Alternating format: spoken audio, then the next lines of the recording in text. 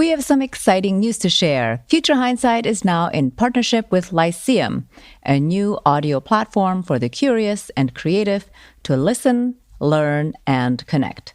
Sounds like it's a perfect place for us. Here's a message from the founder. Hi, I'm Zachary Davis. I'm the host of two podcasts, Ministry of Ideas, which explores the philosophy behind everyday concepts, and Writ Large, a new podcast about the books that changed the world.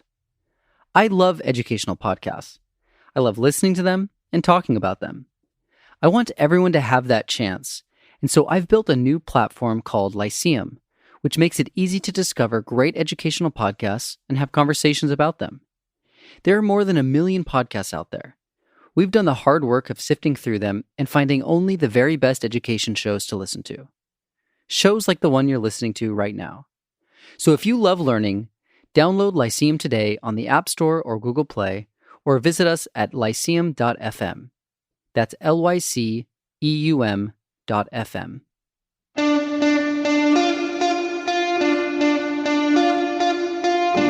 Welcome to Future Hindsight. I'm your host, Mila Atmos. Each week, I speak with citizen changemakers who spark civic engagement in our society.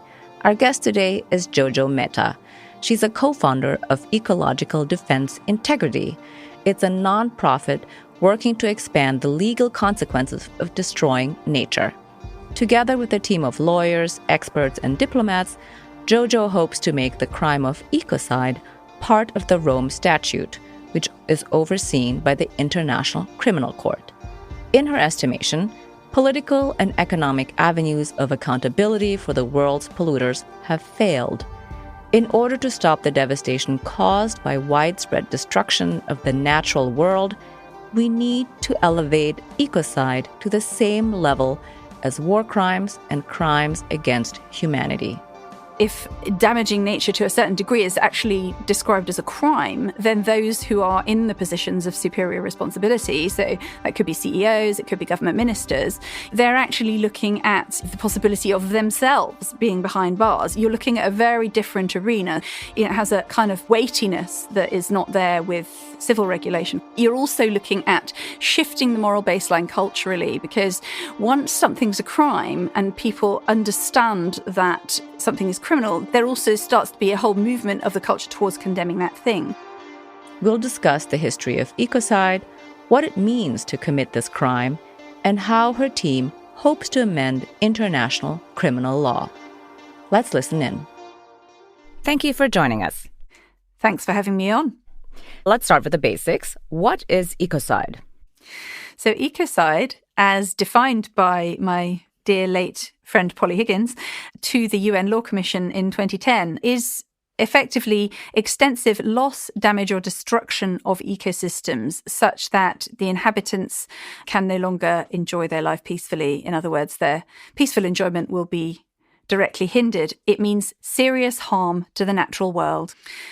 One of the obvious ones that's arisen over the last year has, of course, been deforestation of the Amazon. It's essentially systematic, widespread, drastic kinds of situations where nature is being harmed. So some forms of extractive industry, like, for example, the tar sands, like the cumulative effects of fracking. When was the idea of ecocide first introduced into academic debate? Because it turns out it's been around for a while. And how was it received at the time that it was first introduced? The term was first sort of used publicly at around 1970, and it was used in relation to the damage that was caused by Agent Orange to the environment during the Vietnam War. It was described as an ecocide, drawing a parallel with the also relatively recent concept of genocide, of destroying an entire people.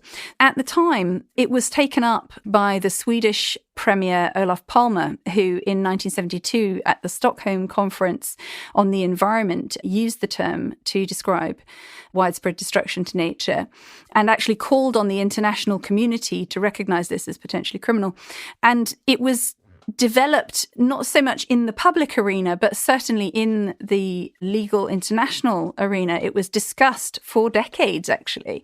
And when international criminal law, as we now recognize it at the International Criminal Court, so the Rome Statute, when that document was being discussed and developed, ecocide was actually originally intended to be part of it. So what happened? To the best of our knowledge, in the very late stages of drafting, Ecocide was dropped from the final agreed draft.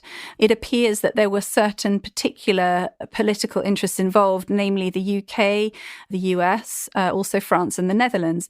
Interestingly, those are all oil states and also all have nuclear interests.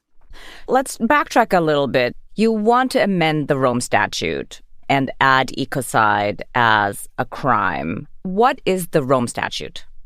The Rome Statute is the governing document of the International Criminal Court. Effectively, it's the treaty that brought the International Criminal Court into being in 1998. The court itself began to function in 2002. It has jurisdiction over the crimes that are described as the crimes of most serious concern for the whole of humanity. So those at the stage when it was adopted were war crimes, genocide, and crimes against humanity. In the intervening time, crimes of aggression have also been added. So the idea is to add a fifth crime of ecocide, given the perspective that some crime of this nature was originally intended to be in the draft. Polly Higgins often described ecocide as the missing crime. We're kind of repairing the Rome Statute is one way of looking at it. That's a good way to look at it. And what is the process to add this fifth crime?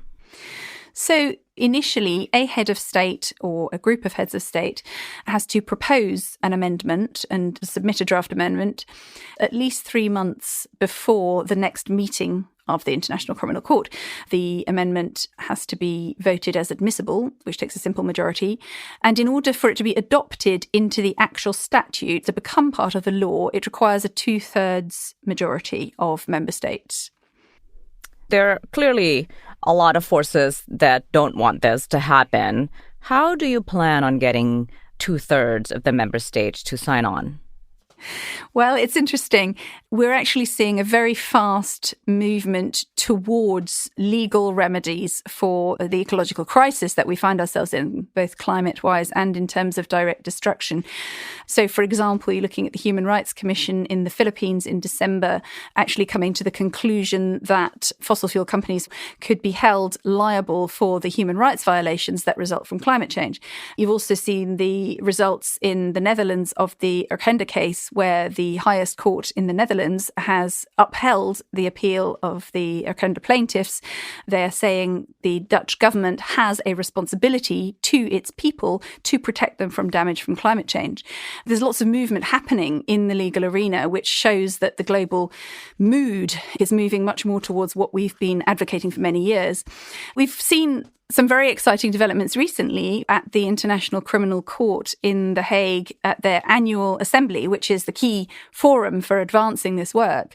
In December just gone, Vanuatu and the Maldives, both island nations, in their official government statements called for serious consideration by the gathered members of the potential of adding a crime of ecocide. So that's the first time that it's actually been stated in front of international community in a public forum of that kind since Olof Palme's mention in 1972. We're actually coming full circle to a closer consideration of what's needed, because the reality is that current regulation is simply not stopping the harm that we're witnessing. Why do this through a legal avenue? What is the power of doing this through the International Criminal Court and making it a crime?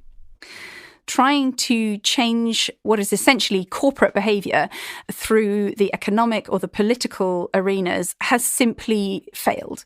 When we look at the COP negotiations that are now coming into their 26th year, we have seen the Paris Agreement come into effect, which is it's very exciting that the world's agreed on it, but it's not enforceable.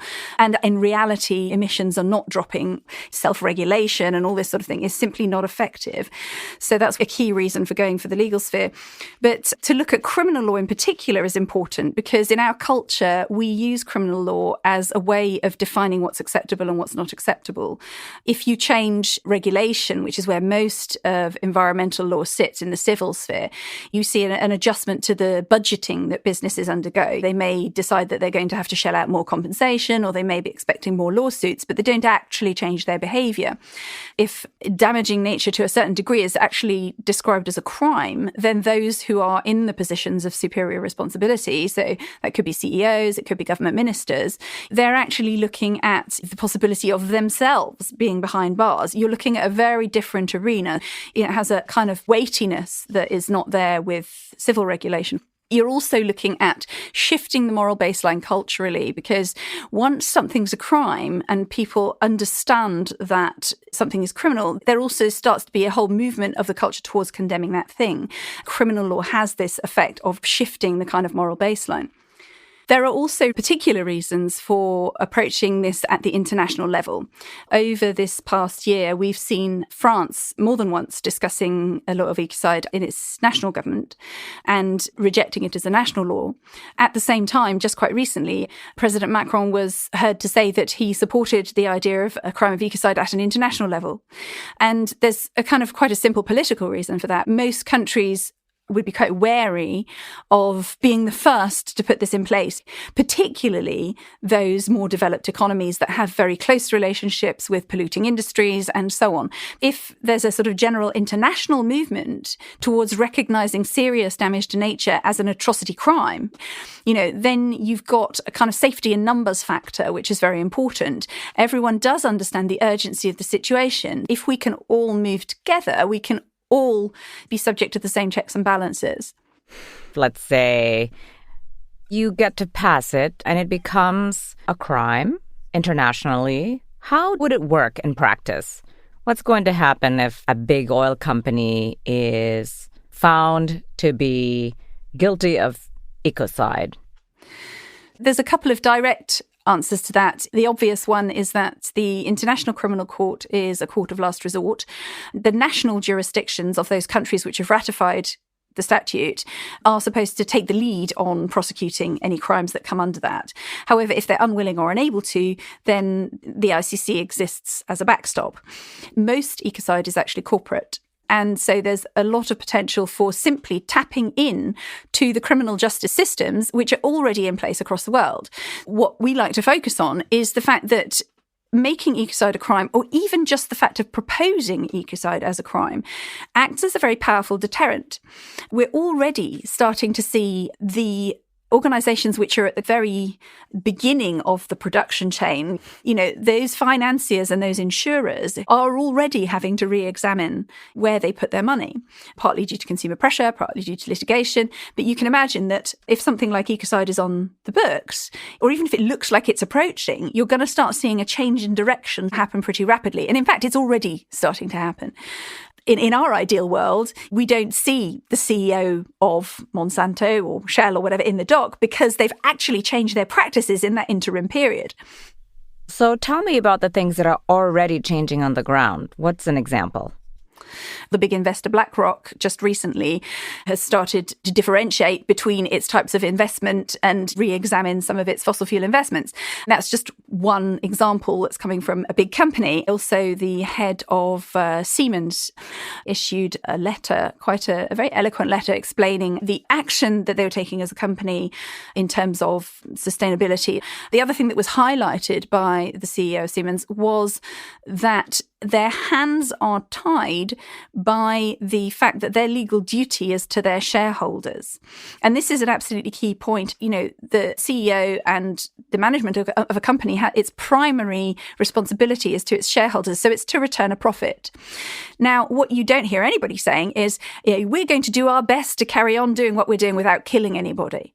They don't have that conversation because killing someone is a crime. And so it's not even discussed, which is why we need to put ecocide into that same bracket so that effectively they know that any profits they make cannot be done by damaging the environment beyond a certain degree.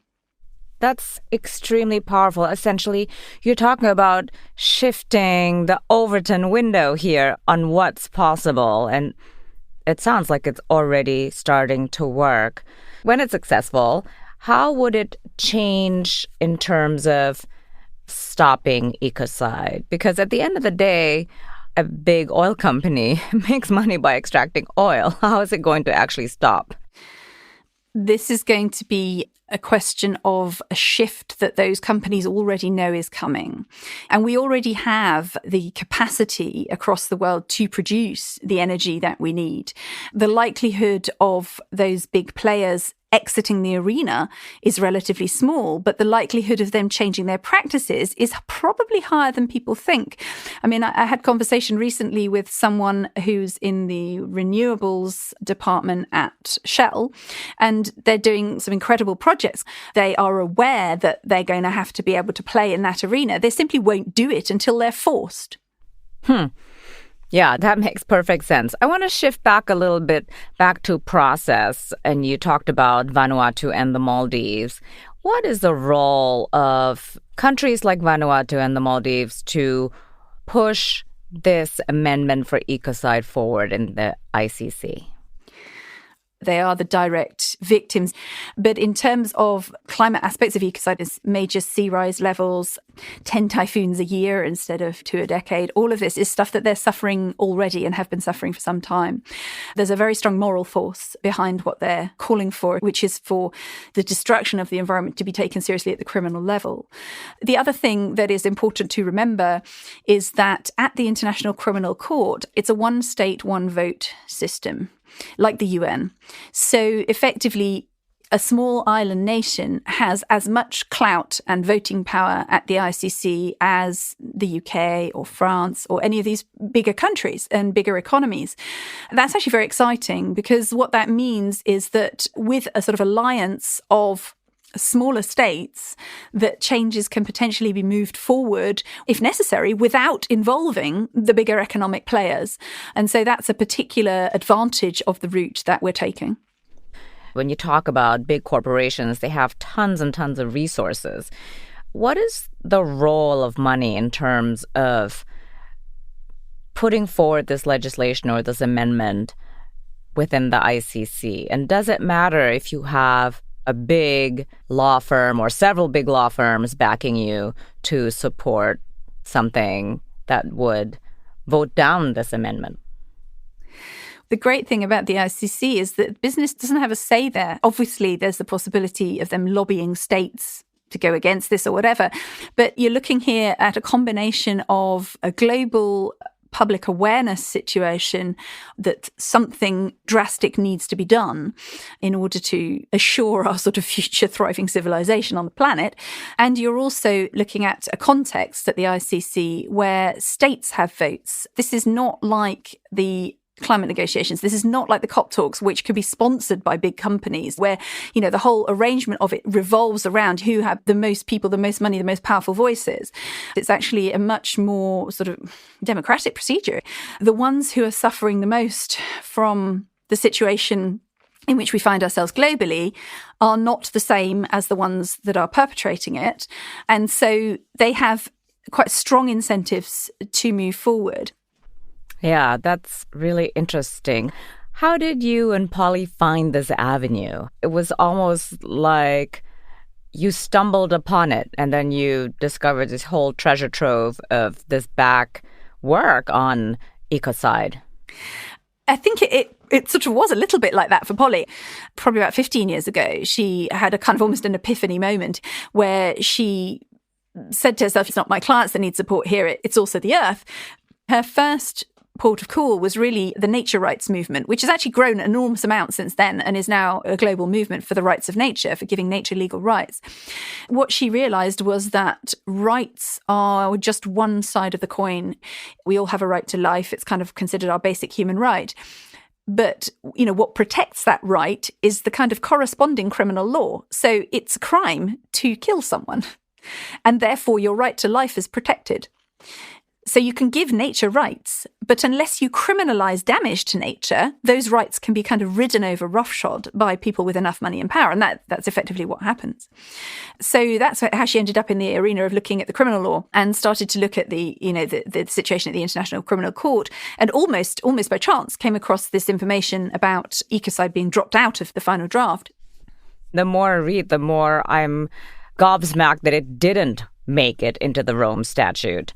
The fact that it was left out in 1996, what is it telling you about your campaign going forward? What can you learn from what happened then? I think in the context of the global conversation now, what we're seeing is a very, very big difference in people's awareness of what's going on.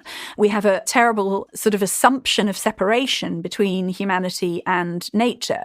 We have an incredibly anthropocentric attitude, even to the extent that when people talk about granting rights to nature, it's almost as if we might magnanimously offer to a river the chance to be a legal person. This is absurd. We are not talking about two separate spheres here. We all live on the one planet, and it's a planet of finite resources. We simply cannot continue with this model of constant economic growth that is starting to become incredibly damaging, and actually has been damaging for many years. But the difference that we're seeing between 1996 and now is the general awareness of that. It's had a very big jump in the last 12 months. I would ascribe that quite directly to the grassroots movements, to Greta Thunberg and Fridays for Future, to Extinction Rebellion. The conversation has been raised to the level of alarm, actually making enough noise and enough disturbance that this conversation has become front and centre for everybody.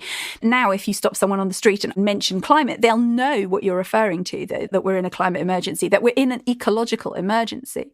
Well, since we're talking about public awareness, you also have a public-facing effort called Stop Ecocide, for which you are the spokesperson. What is your public campaign about? Effectively, we intend to raise awareness of the possibility of criminalizing destruction to nature.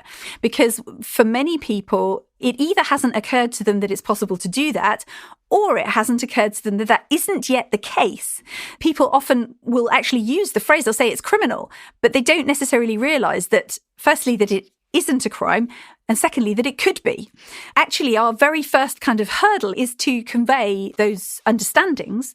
What we're ultimately doing is creating a kind of moral mandate to protect life on Earth, because the more people that understand the potential of criminalizing ecocide as a kind of a catalyst for a different approach and a different way of seeing the world, the safer those states will be who are willing to take those steps, and the more the companies involved in the destructive practices will realize that the public's going to judge them on that. And one of the things that we find is quite joyous, actually, is that when we give talks around it, you can literally see lights coming on in people's eyes. And they're kind of like, my God, there is a light at the end of this tunnel. There is something we can do that could potentially start to change the direction of the entire kind of planetary, disaster runaway train.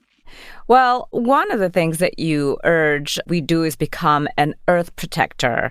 What is an Earth protector, and how does an Earth protector fit into your movement? So we invite people to declare themselves Earth protectors and donate something towards the legal and diplomatic work of actually taking forward or helping to progress the law at the International Criminal Court. With becoming an Earth protector, you're actually directly contributing in terms of funding to what we're doing. We are effectively an international advocacy group. And so people are able to sort of directly contribute to that. There is another side to becoming an Earth protector, and this is something that's really starting to take off at the moment, seeding a global collaborative movement in which towns and schools and colleges and businesses declare themselves an Earth protector school or an Earth protector college. And that involves accepting and working on guidelines to protect land, wildlife, air, soil and water, as well as endorsing the Stop Ecocide campaign. In other words, saying we believe that this law should be in place. And so we want to start operating from a point of view that is in alignment with that, that is based on a future idea of a world that starts from first do no harm. What are two things that an ordinary person like me can do? Well, I would say that first and foremost would be to go to the stopecocide.earth website and sign up as an Earth protector. The second thing is to spread the word. And everybody has their own networks. And the power right now in a way that is in huge contrast even to 10 years ago, let alone 20 years ago. We all have the power of influence. So just to post about it on Facebook, to tweet about it, to put it on Instagram, make a TikTok video, these kinds of things, just to sort of bring this whole concept into people's consciousness ultimately has the effect of changing the global conversation. And that is what we're already starting to do. So yeah, join us. Tell me, why are you passionate about this issue? Why are you doing this? Wow. I guess I've always cared deeply about nature. I was kind of an armchair activist for a number of years. And I came across Polly's work via friends. And I remember reading an article about it and thinking, wow, that's the biggest game in town. I'd love to be involved in that. In a more sort of, perhaps a more profound level, there was a certain point for me in my life where I felt I really am committing my time and energy in service of nature, in service of the earth. Working with Polly and working on Ecocide Crime just felt like the kind of missing piece that could really turn the ship around. And that's incredibly exciting. It is. I totally agree with you. Looking into the future, what makes you hopeful?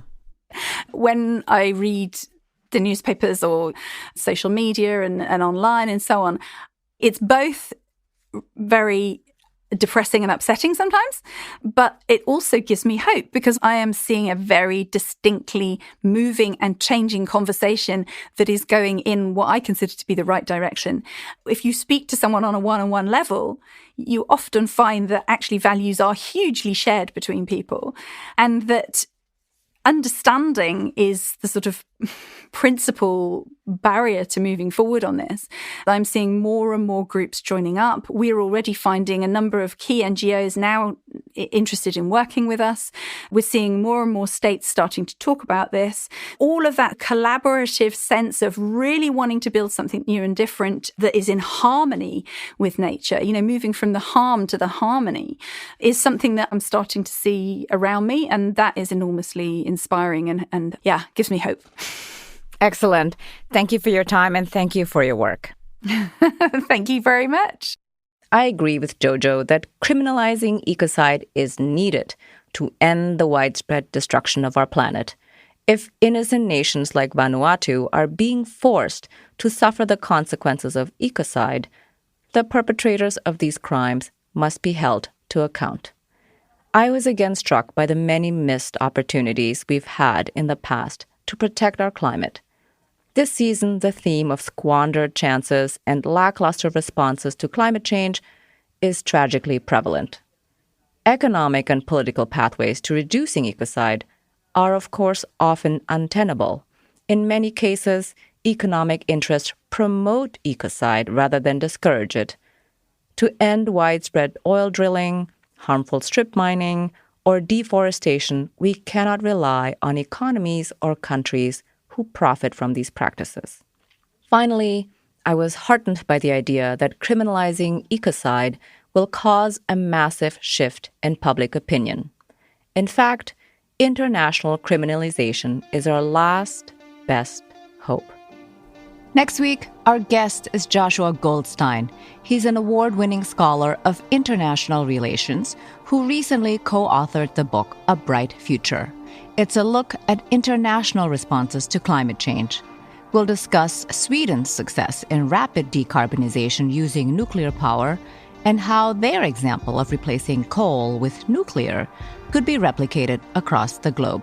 Nuclear energy is clean in a couple of ways. One, it does not produce carbon emissions when it generates electricity. It's clean on the carbon side. It's also clean on the air pollution side, in sharp contrast to coal, which kills 1 million people a year from air pollution, particulate matter that it puts out. It's also clean in terms of the footprint on the environment. Nuclear power is so concentrated that a very small plant with a very small throughput of fuel and output of waste can replace something with a much larger footprint and much larger throughput. Until next time, stay engaged. I'm Mila Atmos. Thank you for listening to Future Hindsight. The executive producer and host of this program is Mila Atmos. The audio producer and music composer is Peter Fedak. The associate producer is Miriam Zumbul. Additional production by Brooke Sayan. Listen to us online at futurehindsight.com or your favorite streaming service.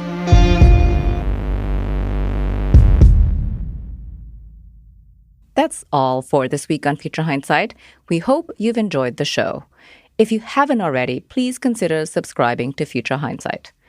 And consider sharing us on your social media or with your friends. Word of mouth is the best kind of endorsement we can get, and it helps us produce more great content in the future. Also, if you have the time to rate or review our show on whatever podcast app you use, we greatly appreciate it. It might not seem like much, but those ratings really do help. Also, feel free to drop us a line at hello@futurehindsight.com. We'd love to hear from you. We'll be back next Friday with a new show, and we hope you'll be there too.